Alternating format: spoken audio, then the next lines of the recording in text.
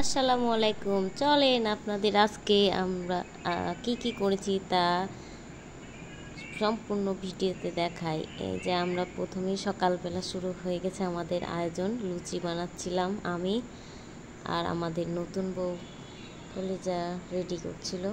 এখানে আমার মা লুচিগুলো ভেজে নিচ্ছে। আসলে এটাকে আমাদের গ্রামের একটা প্রচলন বলতে পারেন,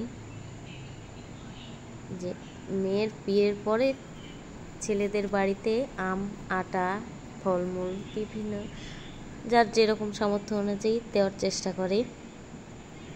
সেটাকে আমরা গ্রামের ভাষায় বলে থাকি ব্যবহার, আম আটার ব্যবহার। সেখানে আম মেন জিনিস।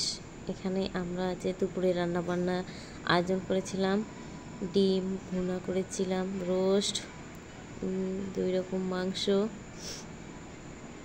এই তো আমি চলে আসলাম প্লেট সাজাতে।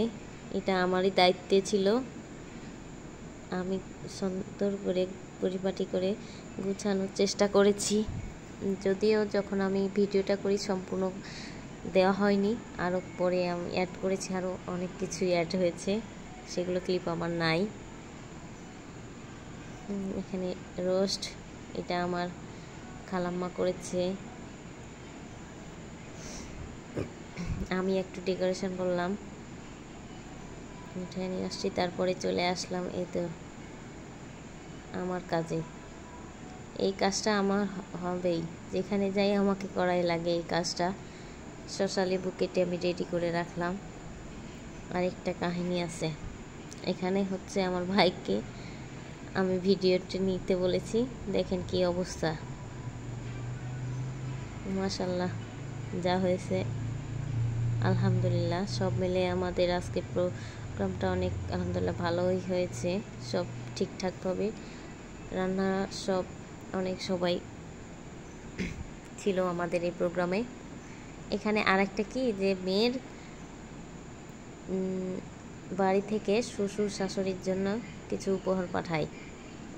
সেটা হচ্ছে যে দেখালাম না, চাদর। এখানে চাদর, কাঁথা, আমাদের চাঁপাইনবাবগঞ্জের ঐতিহ্য কাঁথা, নকশি কাঁথা, সেটাও একটা উপহার দিয়েছে। এখানে চলে আসলাম, কি দিয়েছে আপনাদের সাথে শেয়ার করছি। দুধ দিয়েছে, লিচু, সিজনাল ফল যেগুলো থাকে সেগুলো দেওয়ার চেষ্টা করে একজন মা বাবা তার মেয়ের বাড়িতে।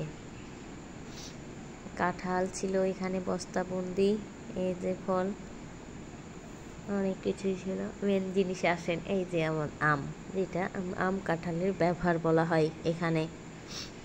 আম কাঁঠালের ব্যবহার, আমটাই এখানে মেন। আলহামদুলিল্লাহ অনেক আম। কারো লাগলে ইনবক্স করতে পারেন। এই যে এটা তোষক, আর এই যে বালিশ।